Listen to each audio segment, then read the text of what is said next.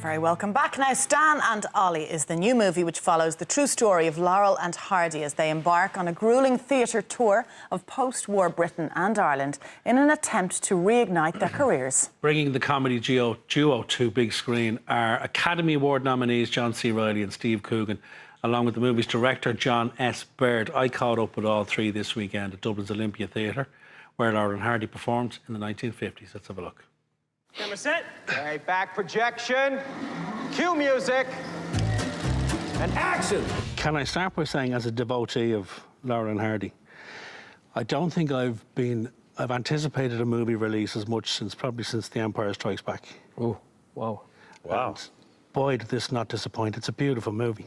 John, I might start with you just to tell us about the movie, because it's not a typical biography. This looks at a specific moment in a point of the boys' careers. Yeah, well, they're selling it as the untold story. You know, a lot of people have heard of Laurel and Hardy and think they know what they were like, but even myself, who was a devoted fan of Laurel and Hardy from a very early age, when I read the script, I cried at the end because it was so emotional, but I had no idea that they were doing these tours. I had no idea that they didn't have much money at the end of their careers. So I thought, well, there's a huge potential in there. The film would always live and die by how good Stan and Ollie were recreated by the actors. What are you looking for, Stan? I'm looking for a fair price for a Laurel and Hardy picture, and you know it.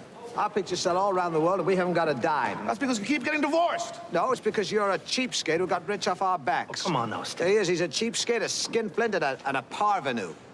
A parvenu? He thinks because my contract's up and yours isn't, that I won't be able to go anyplace else, and I'll have to take what he's offering. Even, John, when you're staring down the barrel of playing Babe or playing Stan, for you, where does the process start? Is it the voice? Is it the physicality?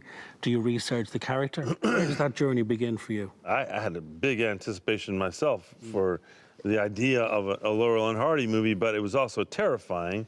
And I had this guy saying, "You've got to do it. You've got to do it." And I said, "I don't know. Surely there must be someone else, John." Like, and he was like, "Who?" And I couldn't think of someone offhand who had enough of this correct qualities and the height and all of it. But I usually start with the shoes as an actor.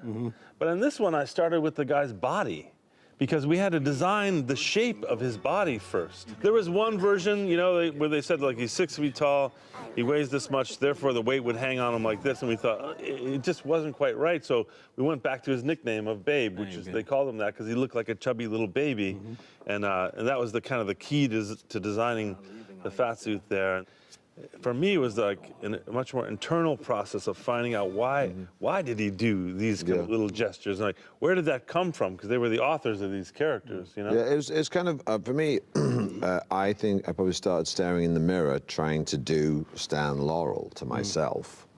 I'm thinking, I think I can do, I think I can do, you know those expressions he does where he has 4 thought processes in about 3 seconds? Yeah. That stuff. And then you look at it and I'm going, oh, I'm thinking, well, that kind of looks familiar to me. So I thought, well, I think I can do, and I thought I could do an approximation of his voice, which is that strange transatlantic accent. And then, so you go, okay, well, that's a couple of tricks I can do pretty quickly. But of course, that's also a fool's errand if you think that's an end in itself. If you think that's the job done. Yeah, exactly. You're only starting there, aren't you? Exactly. Has she told you yet? We're setting up on our own. Hal, it might be best if you could see your way to a small raise. You're setting up on your own, huh?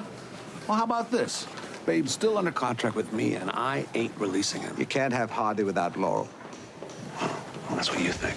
Well, the key to the movie is the relationship and the closeness. And I read somewhere that you said they really only got to know each other on those tours. They weren't as big friends off screen as they were on. When Babe finished work, he went and played golf. I went to the track. And Stan, which was new to me as a fan of Laurel and Hardy, he was the creative drive behind it. He'd sleep on the couch of the editor. But finding that relationship between the two of you, how difficult was that to achieve? Well, we started out in a similar place. Stan and Ollie were plucked out of obscurity and put together by Hal Roach with as much forethought as, put the fat guy and the skinny guy, that'll be funny, you know, like. And they probably knew each other as much as we knew each other. Yeah, so Steve and I were plopped together in the same way and told, come up with an act, boys, you know, like, get going. And so that was sort of a trial by fire. When you go through something like that with somebody, you either detest them by the end, or you love them. Deeply love them. I'm gathering you love them. How it worked out. I'm not saying anything I don't want to. But you had to mirror what they did. You had to rehearse those routines, you know, and go through the processes that they went through. The thing, Simon, the good thing about that was there's not only were we learning the technical side of that stuff so that we could do it correctly, we were learning about what it was like to be Laurel and Hardy, because they would have had to rehearse it. And the third thing was John and I were getting to know each other as people, and all that stuff together was important, because when you this is one of those few movies where it really is two halves of one. It's like we're playing one role. We're playing half of one role. It's a one-man show played by two people. Exactly. Exactly. That should have been on the poster. That was. Well, you can have that one. Yeah, you can use that one. Don't invoice for it, mate. Invoice. No, I'll invoice, yeah. Je ne regrette rien. And you shouldn't regret Rianne either. Ladies and gentlemen, Mr. Stan Laurel and Mr. Oliver Hardy.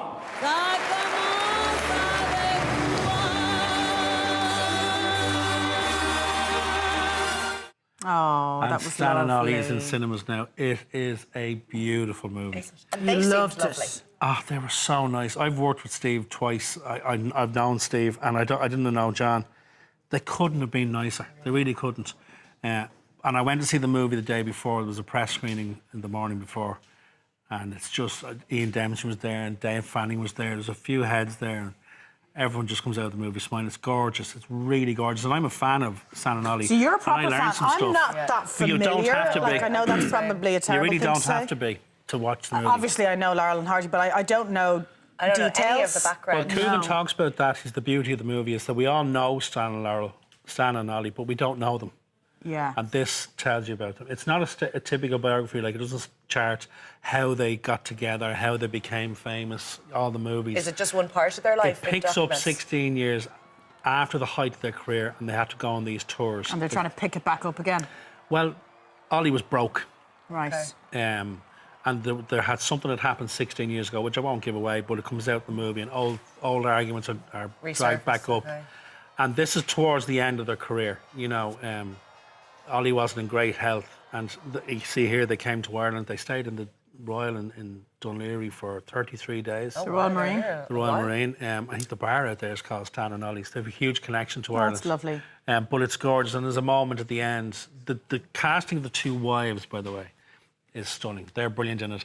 And there's a moment between the two of them, about 5 minutes before the end, and you well up. It's gorgeous. Aww. Really is good. Because you were looking forward to it, Proper but worried fan. as well. Yeah. And I was serious thought about that. that I was wasn't gonna hadn't do them a anticipated a movie disservice. like that for years.